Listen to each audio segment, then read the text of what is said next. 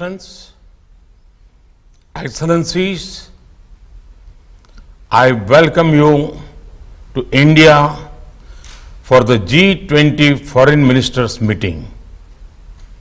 India has selected the theme of One Earth, One Family, One Future for its G20 presidency. It signals the need for unity of purpose and unity of action. I hope that your meeting today will reflect the spirit of coming together for achieving common and concrete objectives. Excellencies, we must all acknowledge that multilateralism is in crisis today. The architecture of global governance created after the Second World War was to serve two functions. First, to prevent future wars by balancing competing interests.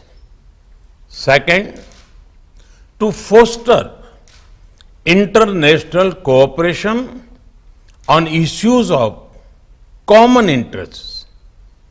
The experience of the last few years, financial crisis, climate change, pandemic, terrorism, and wars clearly shows that global governance has failed in both its mandates. We must also admit that the tragic consequences of this failure are being faced most of all by the developing countries. After years of progress, we are at risk today of moving back on the sustainable development goals. Many developing countries are struggling with unsustainable debt while trying to ensure food and energy security for their people. They are also the ones most affected by global warming caused by richer countries. This is why India's G20 presidency has tried to give a voice to the global south. No group can claim global leadership without listening to those most affected by its decisions. Excellencies, you are meeting at a time of deep global divisions. As Foreign Minister, it is but natural that your discussions are affected by the geopolitical tensions of the day. We all have our positions and our perspectives on how this tension should be resolved. However, as the leading economies of the world, we also have a responsibility toward those who are not in this room.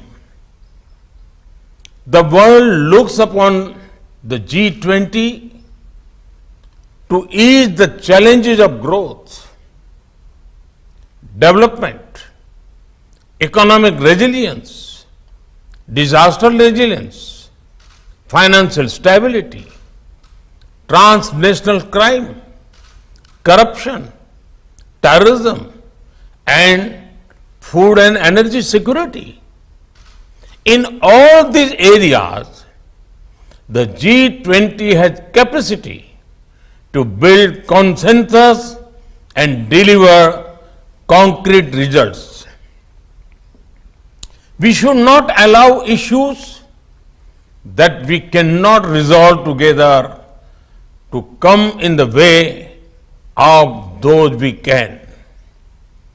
As you meet in the land of Gandhi and the Buddha, I pray that you will draw inspiration from India's civilizational ethos to focus not on what divides us, but on what unites us.